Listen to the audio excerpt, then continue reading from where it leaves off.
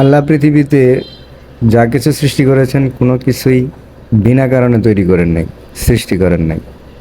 মানুষকে আল্লাহ কী কারণে সৃষ্টি করছে এটা অনেক মুসলমানরাও জানে না, যে অ্যাকচুয়ালি তাকে বানানোর উদ্দেশ্য কী।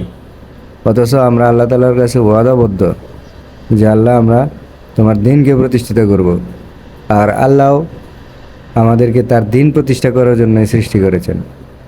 আর আমরা দুনিয়াতে আইসা নিয়ে মসজিদে এসি লাগাইয়া বৈশা বৈশা সোবান আল্লাহ করতেছি, এতে কি দিন প্রতিষ্ঠা হবে?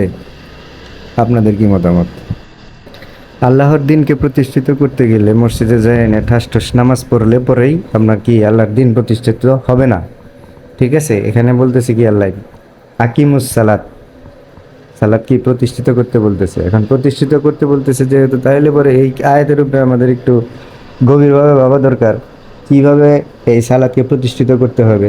আল্লাহ তাআলা বলতেছে কি যে মুশরিকদের কোনো অধিকার নেই যে আল্লাহর ঘর, মুশরিক বলতে আবার বোঝাইতেছে কি যে যারা মূর্তি পূজারী আছে, যারা আল্লাহকে বিশ্বাস করে না, তাদেরকে বোঝাইতেছে যে তাদের কোনো অধিকার নেই যে তারা আল্লাহর ঘর মসজিদ মসজিদ কি রক্ষণাবেক্ষণ করবে। হুম, তাইলে আমাদেরকে বুঝতে হবে যে মসজিদের মানে কি।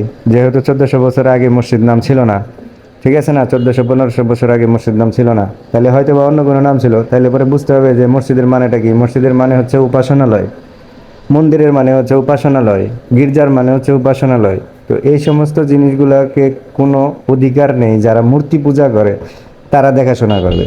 তাইলে এখন আমরা যদি বলি যে মূর্তি পূজা করা হারাম, ডাইরেক্ট যায় নিয়ে তাদেরকে, তাইলে পরে বিষয়টা অন্যরকম হয়ে যাবে। তাইলে দেখা যাক তাদের কিতাবের মধ্যে কি লেখা আছে।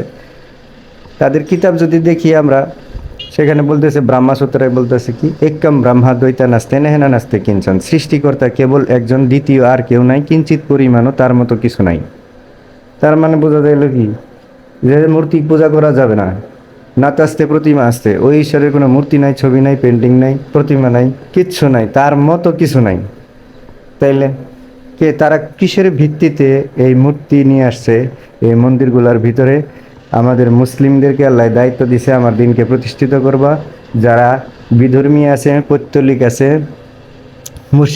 মুশরিক যারা আছে, এদেরকে বোঝাবা যে দেখো তোমাদের কিতাবে এরকম আছে, তোমরা কেন মূর্তি পূজা করো। অ্যাকচুয়ালি এটাকেই বলে আকিমুস সালাত।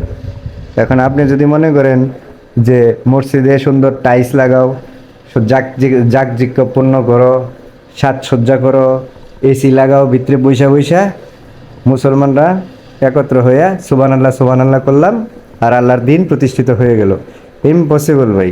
ভালো করে কোরআন পড়েন, কোরআনের মর্মতা কি বোঝার চেষ্টা করেন।